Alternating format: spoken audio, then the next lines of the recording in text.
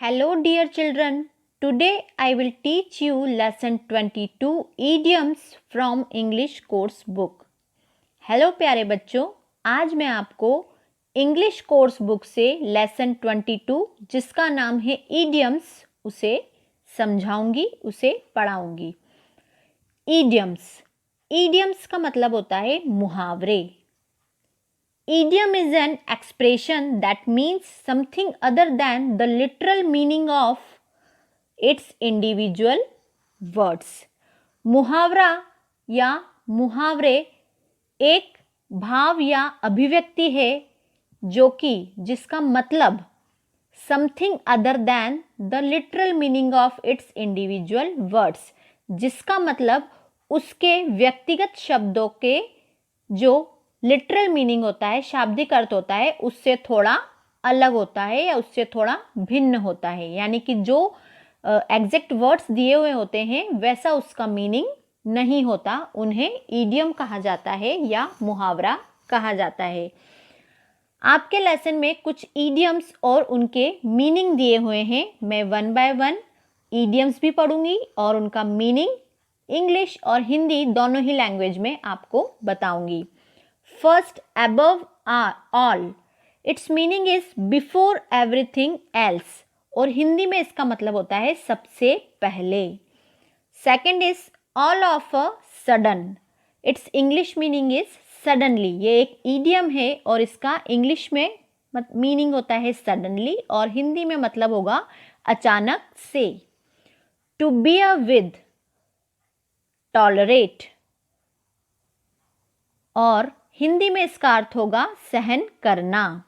Fourth is to burst into tears, it's English meaning is to cry और हिंदी में हम इसे कहेंगे रोना. Fifth idiom is in any case, in all events और हिंदी में इस इडियम का मतलब होगा हर हालात में या हर परिस्थिति में. Sixth is easy going, comfortable और हिंदी में इसका अर्थ होगा आरामदायक. Seventh idiom is face to face, it's English meaning is in actual presence और हिंदी में इसका मतलब होता है आमने सामने या एक दूसरे के सामने.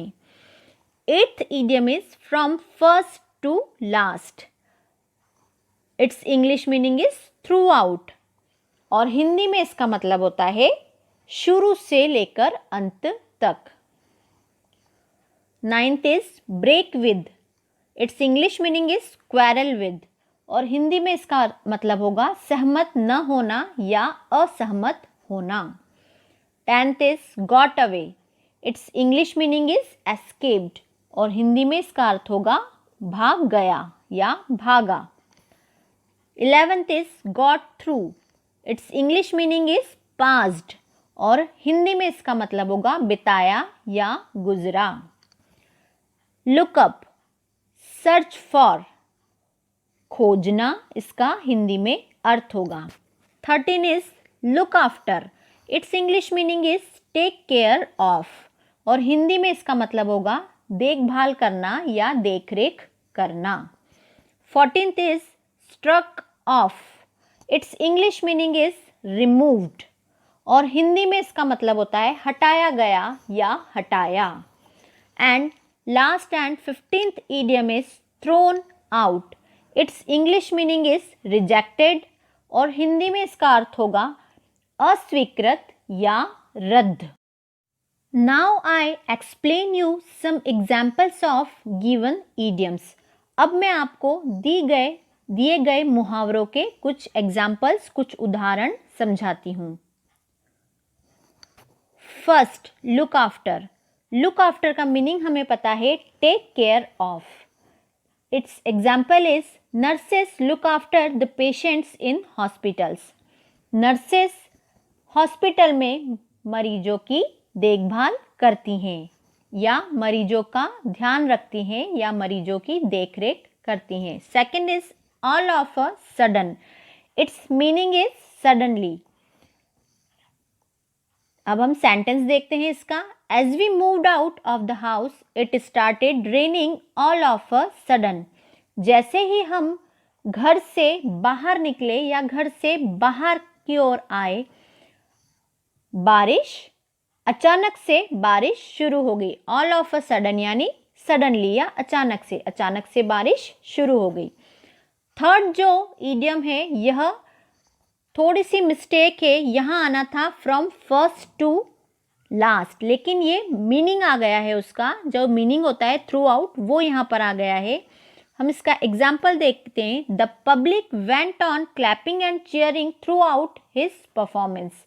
पब्लिक यानी जनता या लोग ताली बजाते गए और उसे उत्साहित करते गए उसके थ्रू आउट परफॉर्मेंस पर. उसकी जो शुरू से लेके अंत तक की जो प्रस्तुति थी उस पर ताली बजाते गए और उसका उत्साह बढ़ाते गए या उसे उत्साहित करते गए.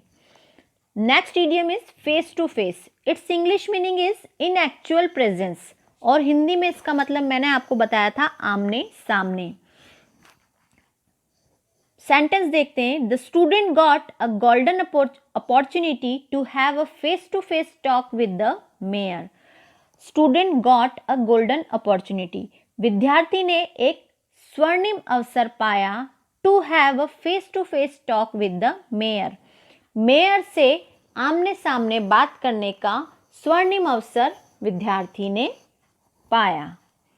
And next example is easy going. It's English meaning is comfortable और हिंदी में इसका मतलब होता है आरामदायक. Life becomes